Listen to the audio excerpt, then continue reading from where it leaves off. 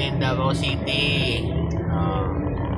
Kahit mag-tablet ka, gawin mo sa jeep, safe na safe. Davao City. Diba? Nakita niyo yan? Only in Davao City. Tablet, cellphone, sa jeep.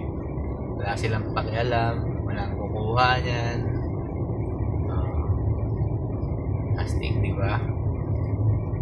Tsaka kaya ganito naka-traffic dito. Sobrang safe namin dito.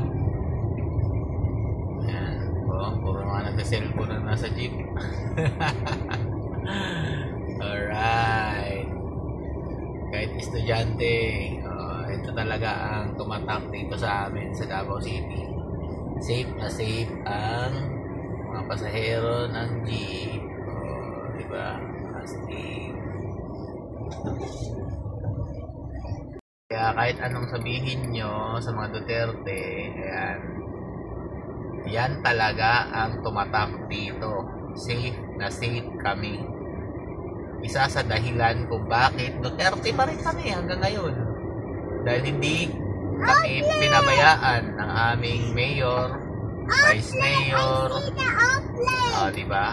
Ganyan po kami dito. Alright. I see an outlet.